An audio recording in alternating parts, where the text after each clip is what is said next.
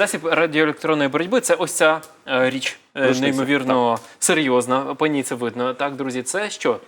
Це протидія проти от таких от дронів. Ми можемо казати, що, наприклад, якщо у нас бойова позиція облаштована от такою рушницею, то на відстані там 800 метрів жодна FPV ударного типу або зі скидом не підлітить.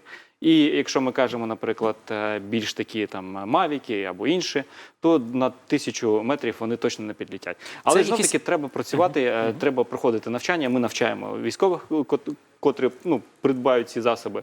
Є програма навчання, як правильно використовувати.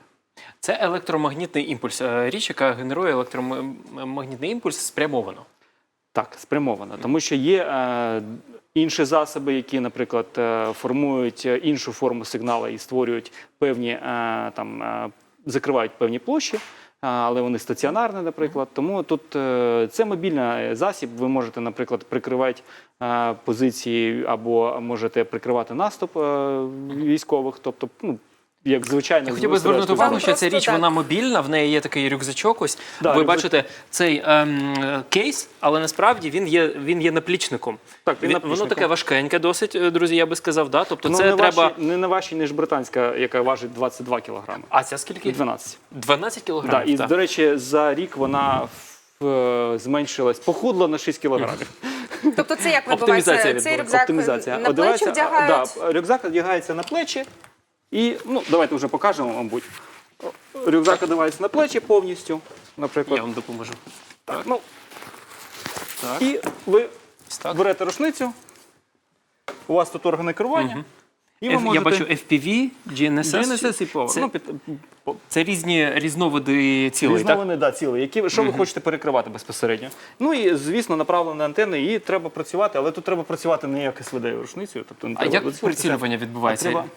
Ми приблизно є системи, які виявляють, з якого напрямку летить якийсь дрон. І звідти вже можна працювати по цьому напрямку і бути впевненим, що він не долетить. Як воно спрацьовує? На що саме воно впливає? Є певний електромагнітний імпульс. Що відбувається після цього? Дивіться, якщо ми кажемо безпосередньо, наприклад, летить от такий от FPV-дрон, у нього є канали керування, завдяки котрим оператор може бачити і може керувати, наприклад, цією FPV-дроном.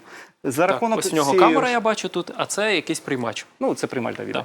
І якщо ми кажемо, наприклад, коли ми працюємо по цій FPV-шці, то зв'язок розривається між FPV і оператором. Тобто, якщо у вас була колись на дроті...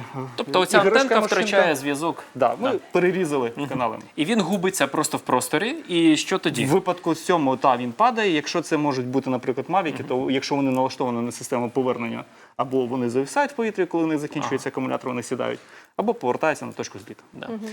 Я думаю, що це і впливає на обладнання, яке в нашій студії, тому ми не можемо зараз вам продемонструвати і використати це. Наскільки ця річ, вона, я думаю, що це питання виникне зараз у наших глядачів, вона випромінює, скажімо так, на солдата, на піхотинця. Тут направлена дія. У нас ми дуже ретельно відносимося щодо безпеки самих військовослужбовців. Наприклад, ми не пропонуємо там рішення рюкзачного типу, коли антени стоять на спині і випромінюють вам.